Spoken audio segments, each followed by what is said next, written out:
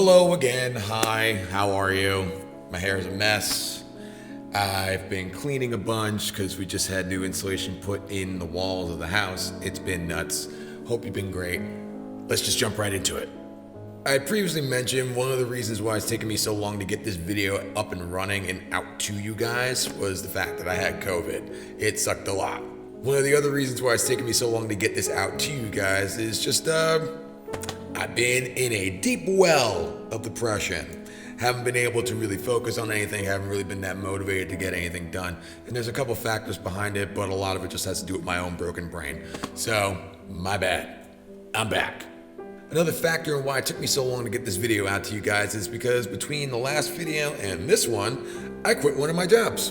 And I wanted to mention that job here because I have to confess, with that job, I allowed myself to fall into a position that I hadn't been in since I had worked at School of Rock, and that I had vowed to myself that I would never let happen again. That position being one where I'm led to believe that rather than just being someone who's going into work for a paycheck, working for a boss, I'm actually something more than that, and I'm working for a collective of individuals that are aiming for one main objective, and that I'm actually part of a team and a family.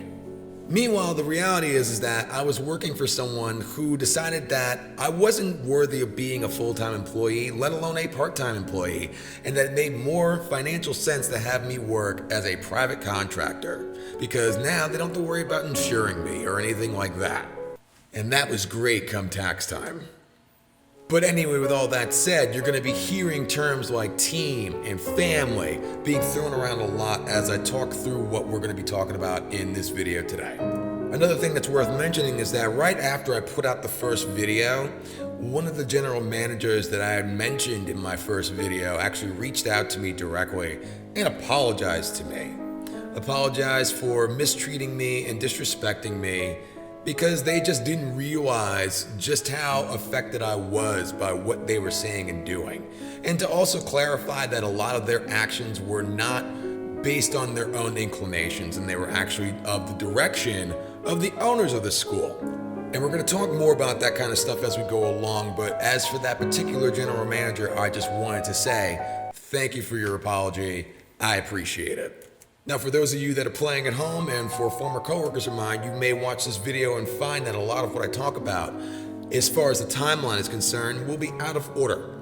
And that is just simply because there's a lot of stuff that I had to go through. I didn't even include everything in the video today because, frankly, it would just be too long. And originally I was going to make this video just be as long as it needed to be, because I had recently seen a video made by the creator Emily Artful on Creepshow Art, and it was over 2 hours long, and I was like, okay, that's a lot. And I had a lot of people after the first video tell me that I needed to make the next one shorter. But then I saw the number of views that Emily Artful was getting on her video, and so I was inclined to say, screw it, let me just do it the way that it's gonna be. But still, I don't think my computer could handle me making and exporting a video that large, so there's gonna be a part 3. I'll just put that out there now. And I had mentioned in the trailer that there had been people that had reached out to me basically telling me that it wouldn't be a good idea for me to make another video. There was also a number of students, former students, as well as parents and families in general that had a lot to say to me after the first video had premiered.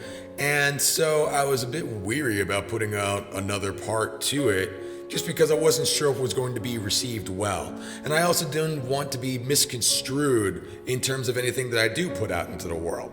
Because there seems to be a collection of people that think that anything that I have to say that's negative in regards to the school is me saying that the achievements of children are somehow invalid and are negated because School of Rock is bad, and that's it. Or that somehow I'm saying that someone's talents don't actually count anymore.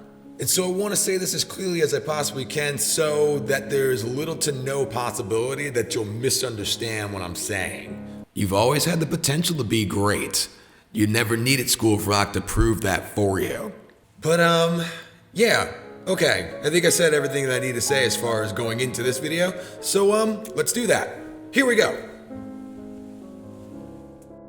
Going into today's video, I also want to make a note that the majority of the topics that I'm going to be talking about today are going to be directly in reference to my personal experiences when I was working at School of Rock. So not necessarily giving a generalized critique of any given corporate music school, but speaking specifically about actual experiences that I had while I worked at School of Rock. So I don't feel as inclined to say allegedly when it comes to what I'm talking about, because it actually happened. Anyway, just wanted to put that out there and make it known. Enjoy!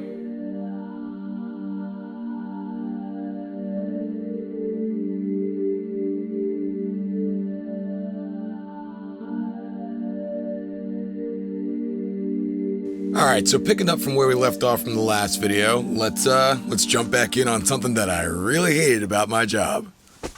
So let's say you're a kid who has a real infatuation with all things that have to do with music. You have the ambition to want to learn how to play an instrument, and you're willing to do whatever it takes to get good at that instrument to the point where you can eventually be able to not only write your own songs, but be able to perform in front of an audience and, take that endeavor as far as you could possibly take it. So you have all these dreams in your head and you are willing to do whatever you can to achieve those goals, but you're coming from a family that isn't financially well off. Unfortunately, what this means for you is that when it comes to looking for places to go as far as getting lessons in any given instrument, you're probably going to have to scratch a place like School of Rock off your list of options to consider. And this is one of those truths about these franchise-owned corporate businesses that while it's an open and obvious truth that's out in the open, it's something that's rarely talked about publicly amongst people. Corporate music schools and other programs just like them are an exclusive club of anyone who can afford to be a part of them. In the same way that it would be at a golf or country club, basically. And don't take this as me trying to fault anyone for being able to afford to send themselves or their kids to go and be enrolled in one of these places, because it's your money. Frankly, you should be allowed to do whatever you want with it because it's yours to spend. I'm not knocking it. If anything, I believe that the blame falls on the people that own these types of schools. And you might be out there thinking that if I went to a conservatory style school, I could be paying a whole bunch of money for that just as well as I would be at a corporate music school. And you wouldn't be wrong. However, what the conservatory style schools tend to be able to offer over the corporate music schools is the opportunity to potentially apply for scholarships. The conservatory style schools tend to get funding that allows them to offer scholarships to students that show a lot of promise and potential and will help them not have to worry about taking on the burden of paying off the entire tuition price in order to be enrolled in their program. Which especially comes in handy for anyone who's coming from a household that is less than financially well off. And this would be how a conservatory style school would make what they have to offer available to all members of the community in which they reside within.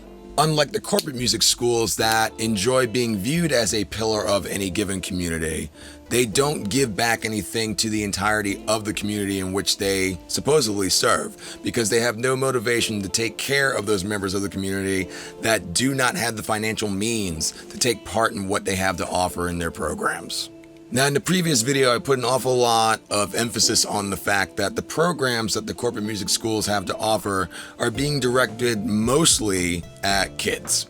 And it's important to note that because while places like School of Rock implement grassroots tactics like having public performances at street fairs or in the local mall and places where kids are more than likely going to be with their families, at its root, the school is the same as any other large corporate company whose main objective, and perhaps only objective, is to make more money.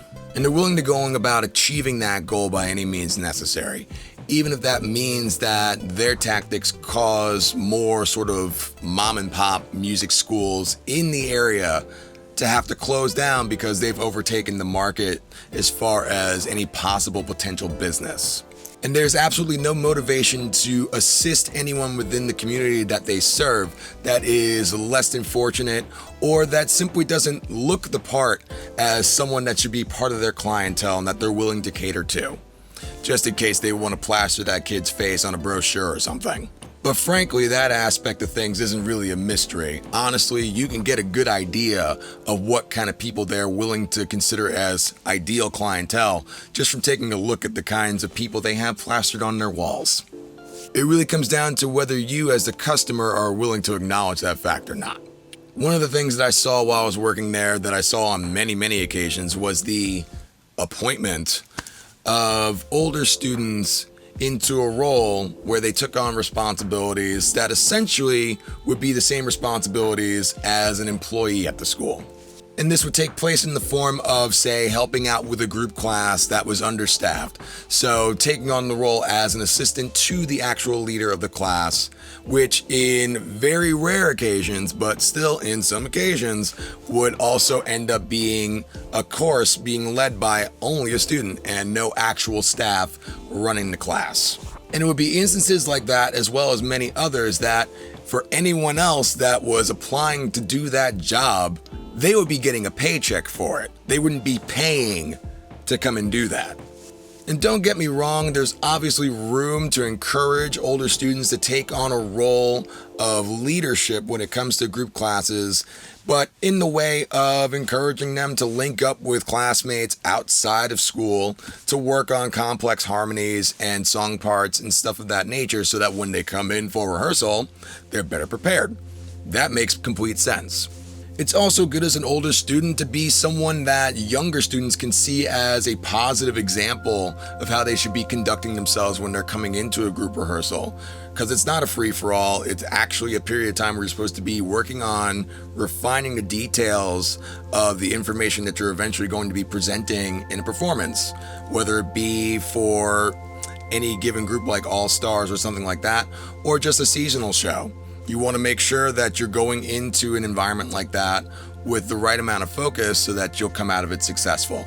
And typically the older kids have more experience with that sort of thing. And so having them as a good representation on how to conduct yourself, that's a great thing. That absolutely is something that I would welcome. But transporting staff and equipment to and from gigs, or being expected to look after entire groups of other students in the absence of actual staff and putting it under the guise of experience or character building. To me, that's a step too far, and perhaps it's something that's leaning more towards a violation of child labor laws. And let's not forget, you're paying to be there. Why are you working? But fine. Get the experience. But now let's look at it from a different perspective. Let's say you are a parent and you have a kid who, since they were young, has been a student enrolled in the programs at the school, including the premium programs that cost more money but offer more opportunities. They've been a leader in their show groups as well as group rehearsals on the regular at the school, and they've been setting a good example for younger students beneath them. And you've shelled out money for years on enrollment, on auditions for the different programs that the school has to offer, on transportation to and from the school, and hell, maybe you've even chaperoned a couple of the All-Stars tours when you can. It's turned out to be a great experience for you and for your kid especially, and they have lots of memories that they can look back on for years to come. But here's a question based on the information I've offered you so far. If your kid is proven to have talent and is showing a lot of motivation to want to pursue this music thing as far as they can possibly go with it, wouldn't they be better off with that money going into, obviously for lessons, but also into better music equipment for them further down the road, rather than into tuition for the school? Okay. All right, forget it. Forget the shirt. It's business time. No. And this money could go towards a lot of different things. Like, for example, you could get a PA system. So now you have something that you could put down in the basement of your house where your kid can go and practice. They might even be compelled, if they're only playing guitar or bass, something like that, to maybe want to branch out and try to take up doing vocals as well. And with this addition to their repertoire of things, they make themselves more valuable as an artist. And this will especially come in handy if and when they decide they want to try to start their own band. Because if you have not only the ability to do multiple different things, but you also have a practice space, that makes you incredibly valuable. Like, I can't tell you how many times when I was a kid, when I was looking for people from the bands that I was starting, that if they had a place where we could go and practice, I more than likely would go with that person. And it's not something that is just me. That's the name of the game. What you can offer someone else makes you more valuable to the other people around you. That's just how it goes. But now that you have this PA system and a place for it in your house, your child, if and when they start trying to recruit people for a band and having them come over for rehearsals, there won't necessarily be as many obstacles standing in the way of any initial progress. They can just get up and going, because it's not going to be the vocalist standing there while everyone else is just jamming and they feel like all they can do is just sit with a notebook and scribble some stuff or try to shout over everyone, because that's terrible. But you can actually get something going that has real potential attached to it, and you get a good idea of what's going on early on. But not only that, you could get your kid a better guitar amp. You could get your kid a better guitar. Because a lot of money gets shelled out by these families when it comes to paying to enroll their kids in these schools. And not all those families are necessarily financially capable of making that happen. But they do it anyway because they love their kids. But really, what's it all for? So your kid can go out and play some cover songs on a stage somewhere with a big banner in front of it that says the school's name? And so that money that you're putting out for the school, they can put towards better equipment for their facilities so that they can attract more business and just do the same cycle over again. And yeah, your kid can say they played at Lollapalooza on a stage with School of Rock, but let's be honest, they didn't play Lollapalooza. They were simply a player in a production put together by School of Rock, playing songs that were written by other people. And don't get the wrong idea, I'm not trying to fault anyone for what they might consider to be achievements as far as their musical endeavors. I'm just saying that perhaps that money that's being invested in these short-term experiences could be put towards long-term goals. Just seems to make more sense to me. Like, if you're gonna buy your way onto a tour anyway, wouldn't you rather that your spot that you're buying onto be for your original band? Wouldn't that be the better option? If you're going to be spending money anyway to get to the end result, you might as well spend that money on something that has to do directly with you. Right? Even in terms of just promoting your kid and their musical endeavors. You know that money that you're giving to the school, they're putting back into advertisement anyway. So with that said, why not use that money that you have and put it towards promoting your own kid and what they're doing, or at least funding the things they need in order to pursue what they're trying to accomplish. But fine, put that concept aside. So anyway, you've put your time and money into these programs over the years, and if you look back and you really think about it, that money really starts to add up after a while. But as a student, now you're 18, which means it's time to graduate. It's really just the school's way of being nice and saying they don't want some old person representing their school anymore. So at this point, what happens next? Do you simply say goodbye and they thank you for all the things that you paid for that help propel the school further as a business? Is there any real return on the amount of time you spent learning the material for different shows, spending the time going to and from rehearsals at the school? Or is the return simply the experience of being accepted into a program that you paid to audition to be a part of? At least if you paid to enroll or audition into a college, what is more than likely going to be the end result is that after 4 years, you graduate and you get a degree that says that you can do certain things that you could put towards getting a future job. This is all assuming you do the college thing the right way. And we'll save the topic of going to college for music or just going to college in general for another video. That's for another time, because that's just way too much right now. And yes, I get it. For most, the payoff is learning an instrument, being able to interact with other people playing instruments in a group capacity to the point where you're able to get up on a stage and play in front of an audience and walk away feeling like you accomplished something great, which in itself is great. I don't want to take that away from anyone. So before you come after me in the comments and accuse me of belittling or negating the achievements of what is mostly children and making it out to be just simply this transactional thing that's taking place, I want you to remember that to these schools, that's exactly what it is. It's a transaction, nothing more. And furthermore, if you or your kid are motivated to get something done, like learning how to play an instrument, you don't really need one of these places to do it. You really don't, especially now in 2021. You never did before, but especially now, you definitely don't need to go to these places. And if you can't afford to go there and you still want to make this thing happen, you still want to achieve these goals, you'll find a way to make them happen. To me, if there's going to be any sort of validity to the idea that these businesses are more than a business and are in fact a school, there needs to be some sort of return to the communities in which they are claiming that they serve. There's no college credits attached to any of the premium programs that these schools have to offer, although now that I'm saying it here, I'm sure that magically, as soon as this video comes out, maybe soon right after, even though all the years that I was working at the school, I had mentioned it and it got discarded, it's now going to become a thing. But, not related to me in any sort of way. And outside of just getting a job at another school of rock, once you graduate, there's no opportunities for employment attached to the time that you've spent within the school. So what was it for? I didn't start taking lessons right away when I was learning guitar, but when I did, I took lessons at the Rock Conservatory of Music, and I couldn't afford to be there.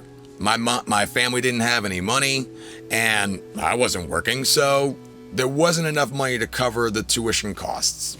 But they made exceptions for me based on the talent that they saw in me, as well as the eagerness I had to do better and learn more and just continue to increase my overall ability as a musician. Granted, in addition to that, there was also a lot of pleading from my family, some letters of recommendation. But with all that taken into consideration, they offered me and my family scholarships so that the tuition costs were actually manageable for us to be able to afford. So this was great because obviously I was able to go and take lessons at this highly accredited conservatory in my hometown. But in addition to that, with those scholarships being handed over my way, there's now an expectation attached to my enrollment that I have to be a high achiever. I have to do great. And so I'm held to a higher expectation, and I'm not going to go in there and I'm not going to slack off, which is good. Academically, you don't want someone who's going to go in there and think that they're just showing up for day camp. You want them to go in, learn what they need to learn, achieve the goals they're setting out to achieve, and go on to be great. That's ideally what you want. That's what I would want as a teacher anyway, I guess. And towards the end of my time of being at the conservatory, when I was getting ready to go off to school, when I needed to get all my applications sent in and whatnot, the conservatory wrote me an incredibly nice letter of recommendation, which at the time I'd argue that I didn't really deserve that letter, but they still wrote it for me, and I couldn't be more thankful. It's definitely a contributing factor to me getting accepted into the college that I went to. And when I graduated in 2009, I reached back out to the conservatory and they offered me a job working at the front desk at the school. Now, granted, I wasn't teaching, but at the same time, when I graduated in 2009, there weren't a lot of jobs available to anyone. At that point in time, I still had my job working at an ice skating rink, driving a Zamboni, and then I was teaching at another music school where I had, I think, maybe 2 students a week, and they were on 2 different days. So there'd be 2 separate times that I would drive to Nyack, and I'd sit for a half hour with a student, and I'd come back another day and do the same thing, spending more money on gas than I was getting paid for work. And sometimes I wasn't even getting paid because my boss, where she was with the business at the time, there'd be times where she'd have to decide between paying her employees or paying for the rent on the building where the school was. So that wasn't ideal. But the conservatory offered me the opportunity to have a job after graduating from college at a time when jobs were scarce. So I'm incredibly grateful for that. And in retrospect, they made the right choice by not having me come on directly as a teacher after graduating from college. Because honestly, there's a lot of people that could go away to school for 4 years and get a degree in whatever they majored in and still come back not knowing much of anything about what they majored in because they have professors that are just there to collect a paycheck and will just give everyone in the class an A. because it's easier to just pass everyone than it is to chase everyone down and make sure that they're doing their work. And so let's say I fit that description and I go to school for 4 years for music, but, just didn't really pay attention the entire time that I was there. But all my professors are just like, here's an A, here's an A, here's an A. That wasn't the case, all right? That wasn't the case, but let's continue on with this idea. Let's continue with this hypothetical. So let's say that's the case, and the conservatory picked me up and put me on as an instructor, as a teacher, working within their facilities. How do you think it would look to the parents if they find out that this conservatory that they're spending all this money to send their kid to for guitar lessons, that their teacher is someone who is not very knowledgeable in any sort of music theory, let alone anything that has to do with the guitar aside from like how many strings are on it, and that generally just doesn't show a very high level of professionalism? Do you think they're going to feel like their money is being well spent? Do you think they're going to want to leave the school? Maybe. In the previous video, I talked about the varying levels of skill and knowledge that existed amongst the staff at the school. And maybe because it was a bit of a different environment, it had less of an effect on the families that were enrolling their kids into those programs. But it's still something to consider as a potential factor in this case as well. The point I'm trying to get at is that you have to be able to give something back as a business to the community that you exist within. Otherwise, the fact that you're just taking is going to eventually come to the surface and become more of a prominent fact that everyone takes notice of.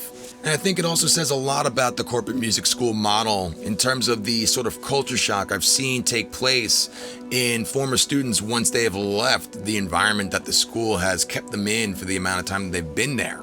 At least when it comes to trying to go out and start their own band or go out and book shows and do things of that sort. They very quickly realize that everything is much different on the outside of that bubble, where venues that you would normally be playing at in prime spots on the weekends, you're now being asked to sell 50 tickets for on a Wednesday night at 5:30. The number of people in attendance in the audience is much smaller because it's not just like everyone that's in your show group coming out with their entire families anymore. It's usually the people that come out to see the other bands on a bill and whoever you brought out. And if the other people that came out for the other bands don't care to see what you have to offer, now you're playing to nobody. Overall, you find yourself doing more work than you're used to doing, and this has been enough to sway some students to say, this is too much for me, I'm done, and just abruptly quit all of it and just leave music and all the things they've done musically up to that point just as part of their past. And that's a lot of money and time being spent to come to the conclusion that this was just a hobby, that this isn't really something that you want to invest any more time into. Also, in relation to this whole vacuum bubble effect that exists within the school, I had a former student of mine reach out to me recently and tell me that they're sick and tired of how things are going at the school that they're attending and that they're looking to branch out on their own. But they're fearful about it because they don't know how to conduct themselves when it comes to finding people to have jam sessions with or even try to start up a band of their own. They didn't know how to go about meeting people in that capacity. And that is the key to running a successful corporate music school, because they'll teach you how to be a rock star, but they won't include all the smaller fine print details about how to get everything going organically. Because after all, if they taught you how to do that at the school, why would you stay there as a student? You'd learn what you need to learn, you'd say thanks, and then you go out and you start your own band, right? Another factor in the financial aspect of all this stuff having to do with the school is their utilization of offering house instruments to students when they first sign up. So if you don't have an instrument, but you still want to sign up for lessons, they have house instruments that you can use while you're at the school. Problem is that you can't take them home. You're going to your lessons, you're being assigned music to learn and practice, but how are you going to practice it if you don't have an instrument? Why would you sign up for something when you don't have the ability to refine what you're learning in your lessons at home? But that's just the thing. It's not about actually being concerned about you bettering yourself as a musician and honing in on this craft that you are so motivated to get better at. It's about making money. That's what it's always been about. Sure, the idea on paper is that you initially sign up for lessons and start with a house guitar, and then you go out and you get your own instrument. But not everyone's able to afford to go out and buy a guitar, and especially if they're going to be spending money on tuition to be enrolled in the school, which by the time they're enrolled in the school, after a couple weeks, they're going to start getting encouragement to sign up for a show, to do different programs, and all this stuff that also costs additional money. And so just like I told that one student, I'll say to you guys in regards to all this stuff that are asking, what should I do then instead? The truth is that if you are a student at one of these places, get the knowledge that you can out of it and take what you need and then hit the ground running and go out and pursue music on your own. Do these things on your own because they're not going to help you get to where you want to be. They're only going to take you but so far so that you continue to sign up for more and more programs and continue to make them money as the years go by. And if you can't afford to go to one of these places, or if you're struggling now to pay to continue to be at one of these places, then you don't need to be there. You never needed to be there in the first place. And if you have the motivation to learn an instrument, to accomplish a goal, to do anything that you want to set your mind to doing, you can do it. No one needs to be there to motivate you to do it. If you have the motivation inside you, follow through with it. You'll figure out a way to get it done. There's been countless musicians throughout time that have been able to achieve the goals they set out to achieve long before School of Rock was ever a thing, long before any other business like it was ever a thing. And so what that should say to you is that anything that you're trying to set your mind to and achieve, it can be accomplished. You can get it done as long as you have the passion and the motivation and the understanding that there's going to be pros and cons and time being put into what you're doing in order to achieve your final highest goal. But don't ever think that there's anything that you can't achieve without someone else's help. If you have the motivation to get it done, you can get it done.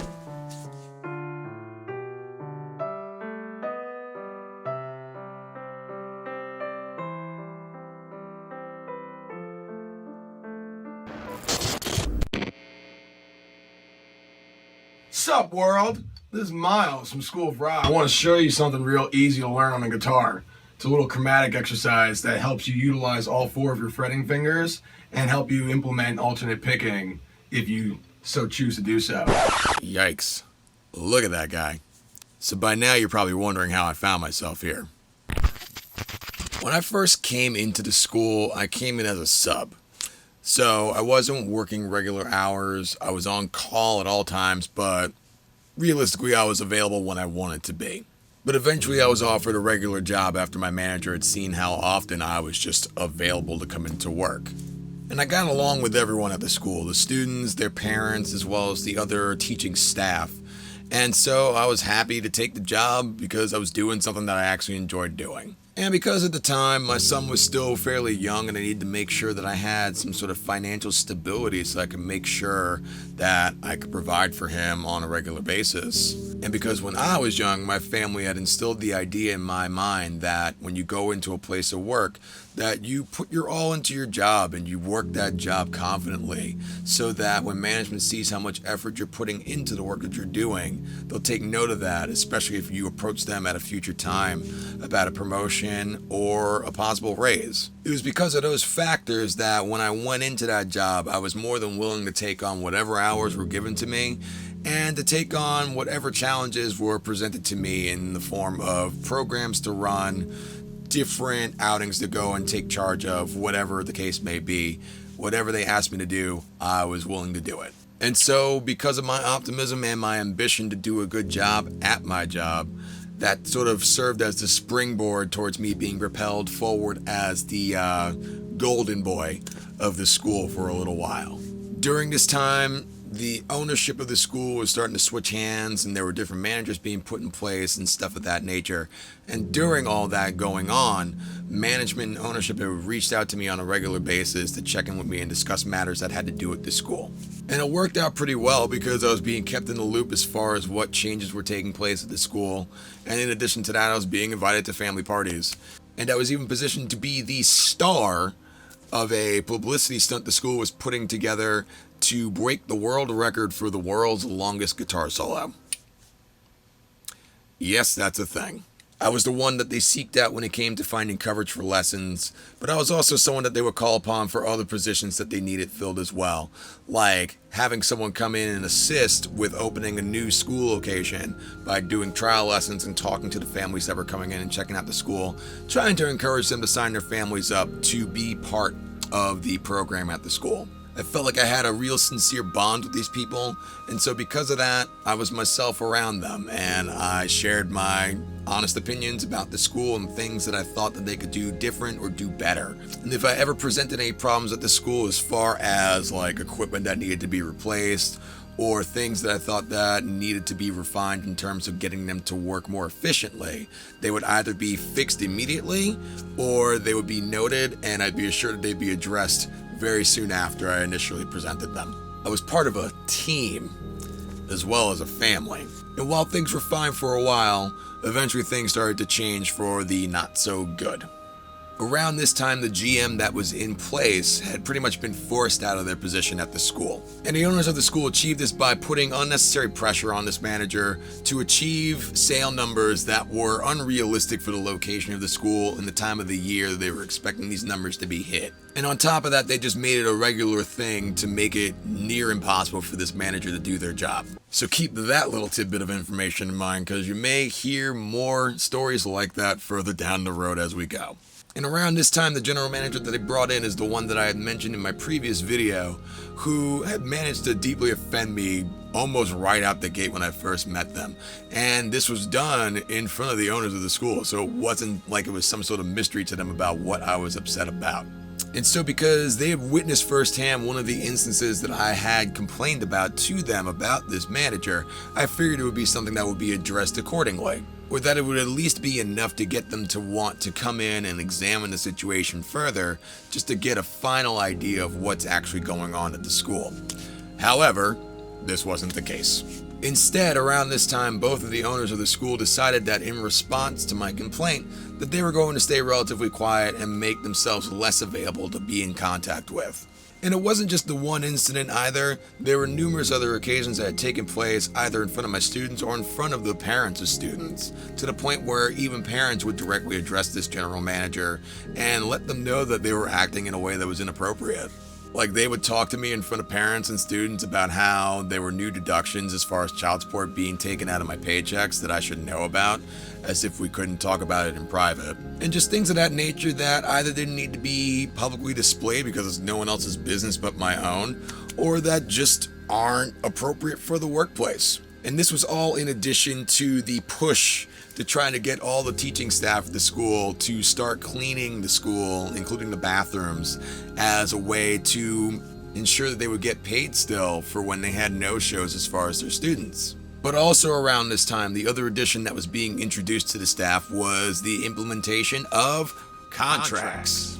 And these contracts were outlining some basic guidelines for the staff to follow. You know, things like making sure you show up on time for work, making sure you dress appropriately for work, keep your lesson space clean, stuff of that nature. But then they also included some other kind of weird things as well, like promising that you won't interact with any students or families outside of the school. Which, to a degree, I can understand why they would do that, because I'm imagining that in their minds, they're picturing a scenario where there's a male instructor being invited over to a female student's house, and they go over there, and then after they leave, the next day the family comes in, and the parents of that student are accusing that member of the staff of doing something that was inappropriate. So they just want to cancel out that possibility right out the gate. So I get that idea. But they specifically outlined certain things like don't go to shows that our students are playing. Like if one of our students starts a band and they have their first show at a local venue, you can't go. Which really sucks, because as an instructor to these kids, a lot of them are looking up to you as a mentor. They see you as their main influence when it comes to their musical journey. And for you to come out and root them on while they're pursuing what they're doing, that's going to mean the world to them. And now you're not allowed to do that. Plus, you're in a public space. So, like, if you do something, it's not going to be up for debate about whether or not it happened. Like, there's witnesses involved. I remember a coworker telling me about how they ran into a student and their family at the local mall, and they're waving to them, and as soon as they saw the family, they did a complete 180 and walked the other way, just out of fear that they'd be seen interacting with this family. And that's over the top to me, and I think that's a little ridiculous. And amongst all that, another detail they had outlined in this contract was to never speak negatively about the school on social media. So go ahead and just put a pin in that, because we're going to visit that in a second. It's also worth noting that around this time, one of the owners of the school decided to take it upon themselves to start regularly intervening on what I was doing as far as my job at the school. One example of this was around the time that I was assigned the director spot for the thrash metal show. So I had my list of students, and I knew most of them, so I knew what their strengths were and what their weaknesses were. And so I started making a list of songs to start assigning everyone parts for, and have that ready so that we could go into rehearsals and just get up and running without having the initial rehearsal being me playing excerpts of songs and seeing who's going to raise their hand to say that they want to try to play it. We could just get started and actually start playing on the first day, which the kids loved. But soon after I had my list of songs almost complete, this owner decided to approach me and tell me that I'm no longer doing the thrash metal show.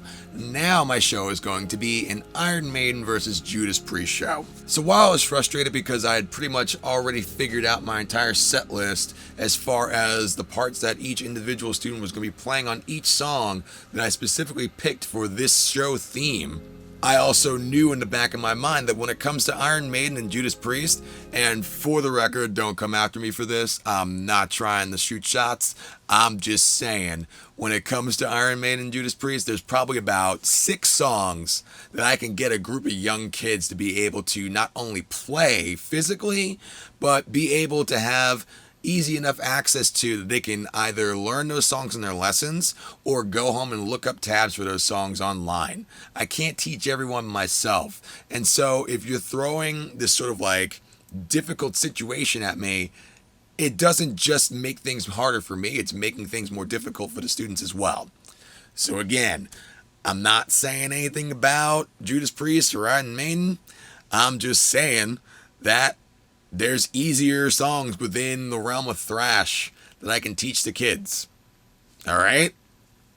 Chill. But I didn't see this as a problem. I saw it, if anything, as a challenge to try to impress my boss. I thought maybe he was trying to put me in a position where either I was going to succeed or I was going to fail miserably. And I didn't want to be the person that failed miserably when he puts me to task.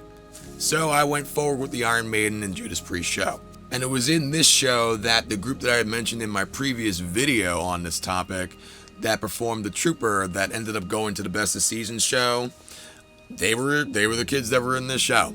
And the show went off without a hitch. The families were happy, the students were happy, everyone was happy, and so in the end, I came out on top. But this owner intervening on my activities at the school didn't stop with that show. If anything, it was just the beginning. In fact, this other instance took place during the rehearsals for the Iron Maiden and Judas Priest show. In this instance, this manager decided that the day that I have rehearsal for my show, the show that I just had the theme of changed, so now I gotta redirect my entire cast and reassign all the parts to all the students one by one for. They thought that that day that I was supposed to be having rehearsal would be the perfect day to come in, shut down my rehearsals so that they could shoot a music video.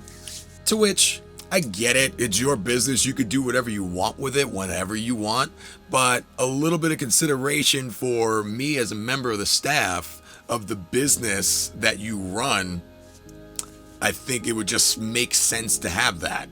Because at the end of the day, when I come into work and I'm doing my job, although I get a paycheck, the majority of the money that's being made by the work that I'm doing with these students that are enrolled in the school, that's money going to the owners of the school. It's only benefiting their business. And if it was presented to me in a better way other than, no, your rehearsal's being ended early today because I got something to do, that would have been nice too.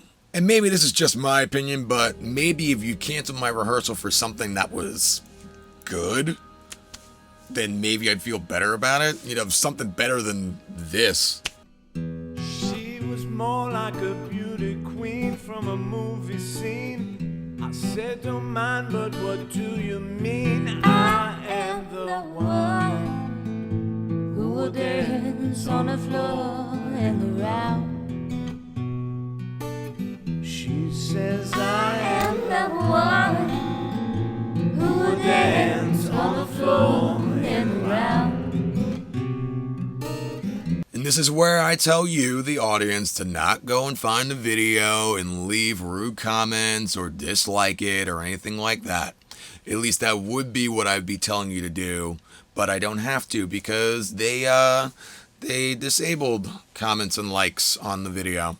So brave. But anyways, and during all this, when I would try to reach out to the other owner of the school, I couldn't get in touch with them because they were, in fact, in the middle of opening up another business at the same time that they were still running the school. And so when I felt like I was getting no responses from anyone that I used to be able to reach out to whenever I had a problem, in addition to all the issues that I was having with the general manager and just the awkwardness that my job was becoming whenever I would come in, I felt like I was being pushed out of the supposed inner circle that I used to be a part of. I felt like I wasn't welcomed at my job anymore, and like I couldn't reach out to anyone if and when I had a problem with anything that was going on at work.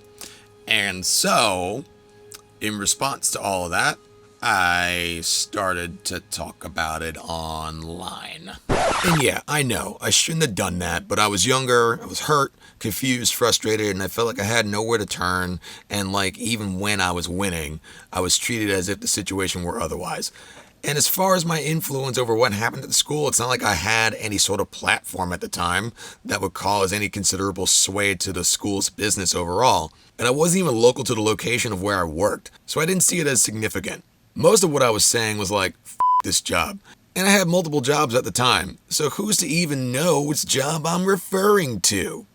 Anyway, it seemed like eventually the word had gotten out, and so this one owner who had taken a particular interest in my employment at the school decided to take it upon themselves to come in and wait for me to come into work so they could speak to me personally about their grievance with my comments on social media. In fact, I remember I came into work early that day with a sandwich from Subway because I figured I could sit down and eat my lunch and not sit in my car for a change.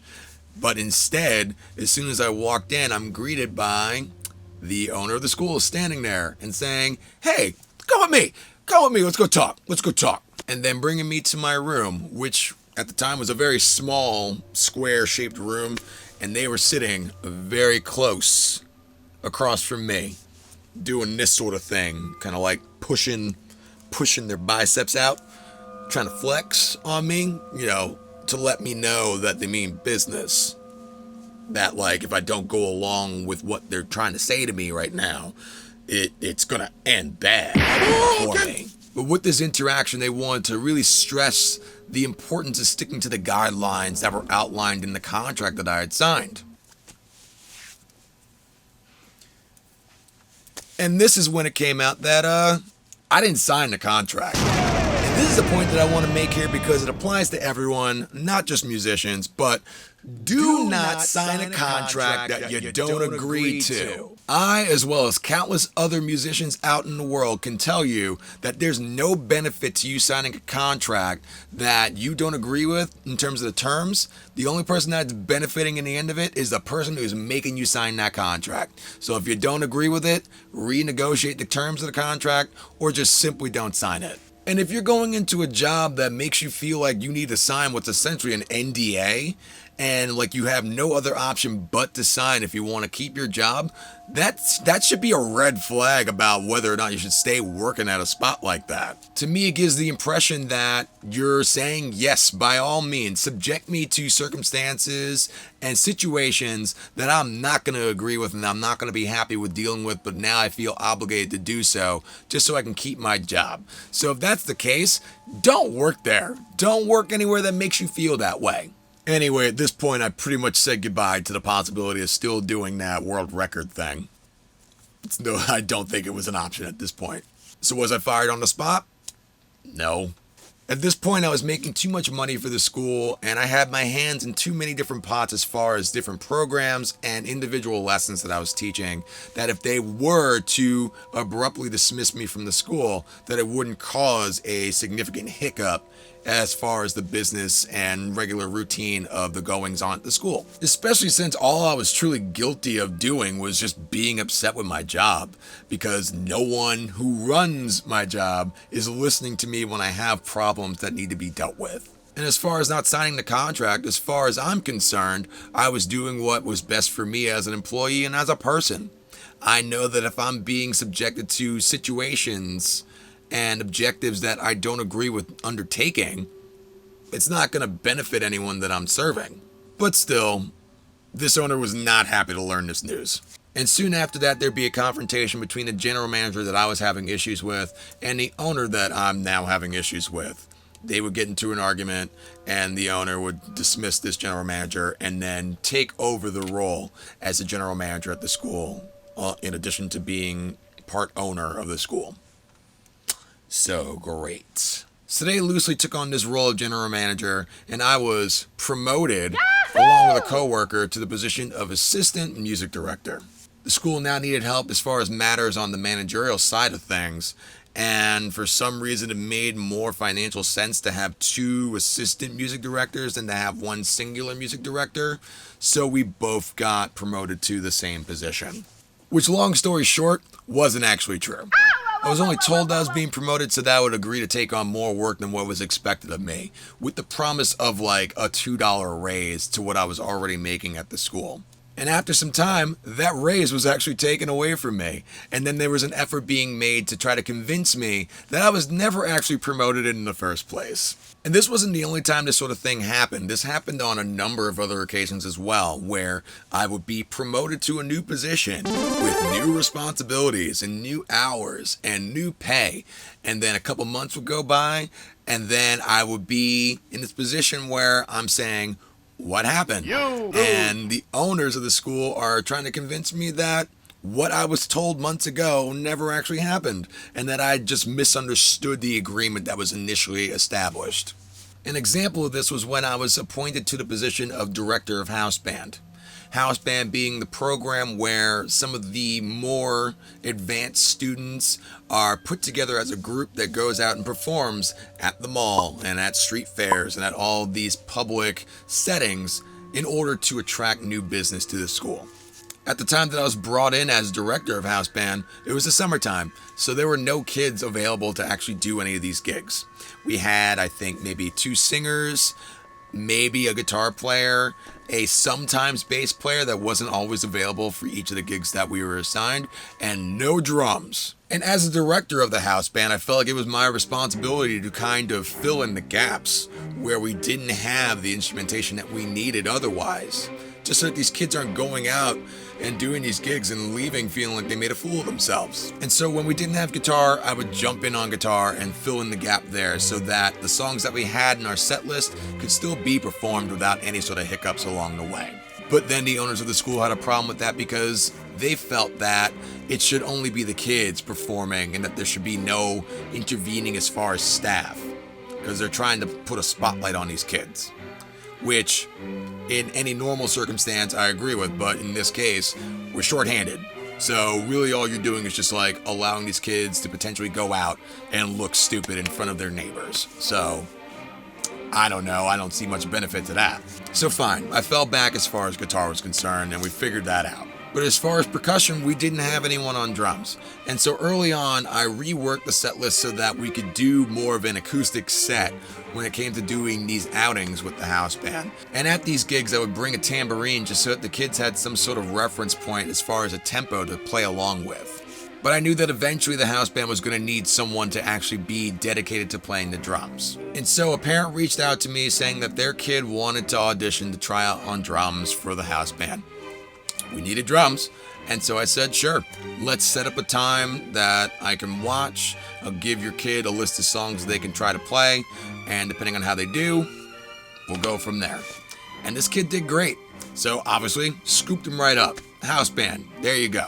And then that in itself became a problem because according to management, I'm not the person who's supposed to be doing the auditions for house band. How can I do an audition for house band? I'm only the director of house band. What do I know? And so management tried to encourage this family to have their child come in and audition a second time for the position that they've already been accepted into. And obviously, in reaction, the family wasn't happy about this because they didn't see any of the other families going through the same process.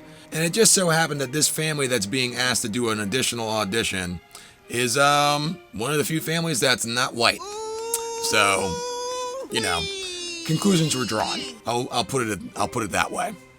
But anyway, in the end, that student ended up being re-accepted into house band. And so house band had their drummer, and we made it through the entire summer being shorthanded, and we came out on top once more. And after an entire summer of taking on this role as director of house band, which now took up all of my free time because that was on top of all the lessons that I was already doing and all the other programs that I was obligated to take part in and direct. After the summer was over, management approached me and said, "Hey, thanks so much for covering that position for the time being. We'll take it from here."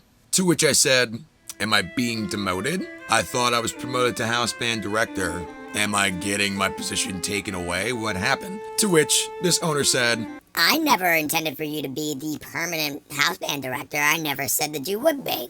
which brings me to another point. Save your emails and communications with your bosses. If you work for someone and you come to them with a complaint about something that has to do with your job, and they request to discuss that issue with you outside of a phone call from a business line or an email, don't trust it. If you're on good terms with your boss, then probably more than likely this isn't going to be something that applies to you.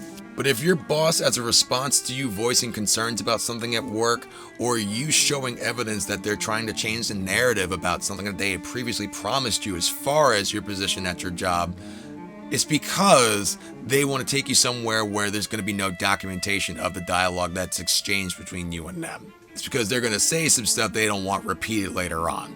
If anything, if you find yourself in an instance like this, put your phone down on the table and let them know that you're recording the conversation. Tell them you have short-term memory loss or something, and that recording the conversation is going to help you better retain the information that is being distributed to you in this conversation. How do they know it's not true? You don't know me. Look at this video.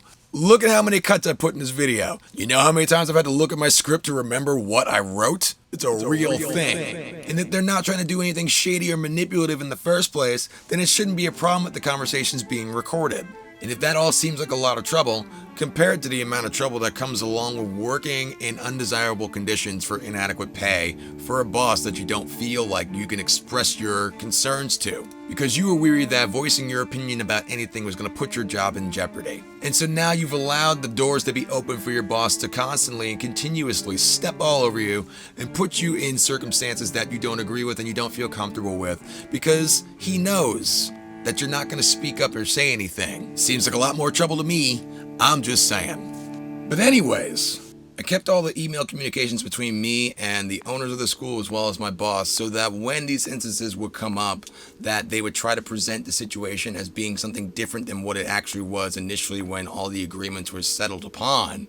I could recall that initial information and throw it back in their face. And this paper trail is what deemed me as problematic to them. Throughout the many regime changes at the school, my schedule would fluctuate in terms of how many students I had and what programs I was in charge of directing. And a big factor in this was just the changes in the season and the amount of students that were around in the summertime, during the winter breaks, all the different holidays, all these things that would come up and that would cause my general schedule to fluctuate. Obviously, that's just something that comes along with the job inherently. But in addition to that, somewhere around this time, a new general manager was brought in, as well as a new fleet of instructors that were going to be working at the school. And while this new general manager, when they first came into the school, initially came off as a decent person who was willing to offer me opportunities to work outside of the school, including instances where I'd be working with some of the people that he used to be in a band with. I think the band was called something like Fake Boobs or something.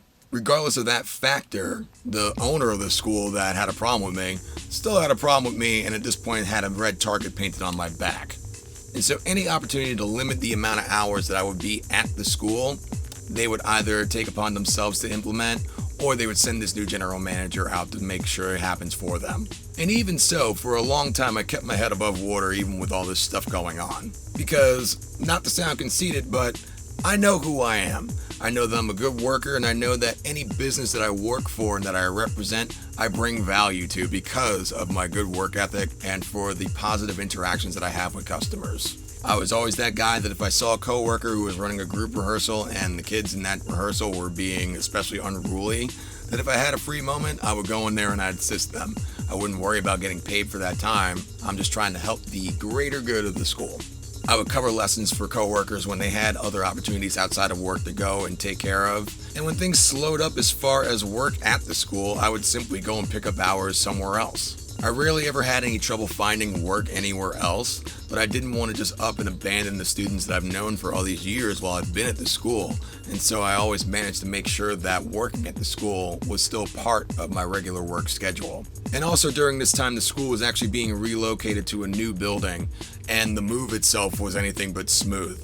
And so I took it upon myself to try to fill in the gaps wherever I could and help out with whatever shortcomings that needed to be addressed during that whole process. Regardless of how frustrating things at times were at the school, I was still trying to do the best that I could in the job that I was working. Even still, a collection of myself and other members of staff were considering trying to find other places to go work rather than working at the school, just because so many things were up in the air and just unpleasant to deal with overall.